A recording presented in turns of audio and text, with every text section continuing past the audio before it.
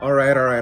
That last video was a bit aggressive with the audio mix, but I think I proved my point, okay? So I did come off a little bit more synthetic, artificial. There's a bit of a roboticness that was happening in there, but at the same time, saws and hammering and all this stuff was going off. So I think I proved my point with that video. This video, a little bit different. We're gonna tone it down a lot and we're gonna show what these mics look like in a better, like more realistic environment, starting right now.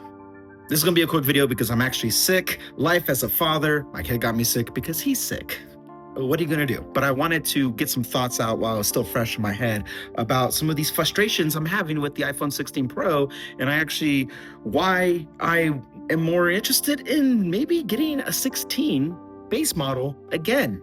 Let's talk about that. I've said in other previous videos that I am an advocate for saving money, for one, and I've been using a base model version for many years now. My last Pro before using this one that I'm filming on was an 11 Pro. So it's been many years. But with that, this time around, there's different factors that are pushing me towards an iPhone 16 instead of a 16 Pro. The first one, the most artificial one, is the color options, better colors. Would you look at that? These colors on the Pros, they kind of suck. I went with the white one because that was the one that was offered to me, but I went with the white one because it was the cleanest out of all of them.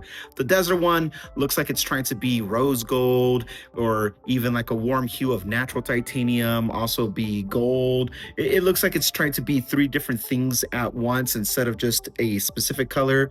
Pick a color, stay in your lane. So I don't like that one. I don't like the natural titanium this year either. The natural titanium looks darker. So at that point, if you're going darker, just get the black, because that black one, ooh, it was between white or black. I mean, the white one, as I said in the last video, looks like an Apple credit card, which is also white titanium. But yeah, white or black, pretty clean. But unlike that, with the base 16 models, those colors are very, very vibrant. They pop. They're really sick looking. I like the teal. I like the ultramarine. I even like just the white and the black on those ones as well. Very, very like sharp, popping colors. Love them all. Something I never thought I would say or at least admit to, but I actually prefer the thicker bezels on the base iPhones. Yeah, I know. I feel weird just saying that, but the bezels on these 16 Pros are too thin. I'm having accidental touches and inputs with my palm or like the meaty part of my thumb. I don't like it. I'm touching my screen more often than I'm trying to, and it's doing these weird inputs, especially when I'm using the camera or if I'm on social media. It's kind of messy. It's doing these different tabs that I'm not asking for it to do. And I've never had that problem on a base 15 or really any other phone that had thicker bezels. So I think this might be too thin of a bezel for my liking. The most obvious one and the biggest one for me is that a base iPhone 16 is significantly cheaper. Even more so for someone like me, because I'm a veteran, I get military discount when it comes to buying any Apple product, especially iPhones.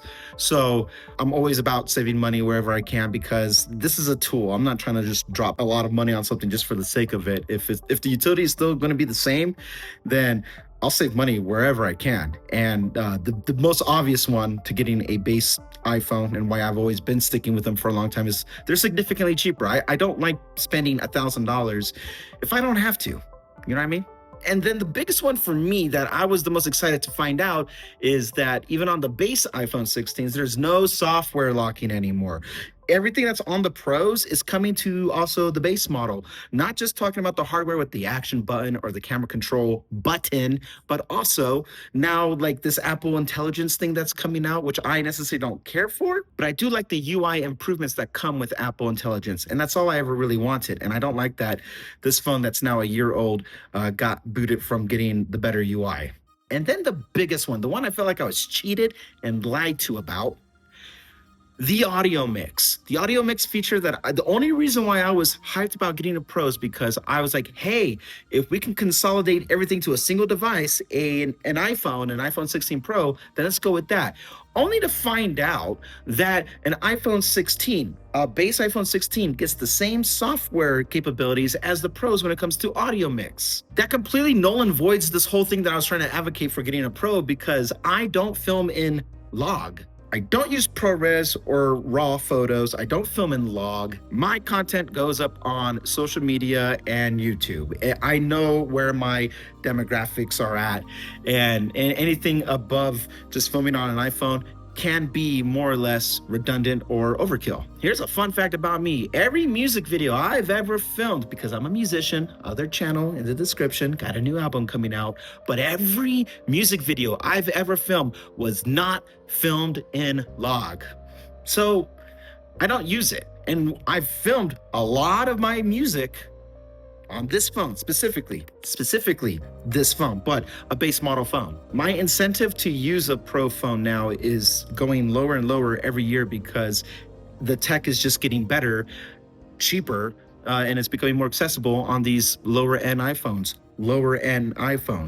I personally do not care about promotion. I do notice the difference. I can see the difference. I just don't care.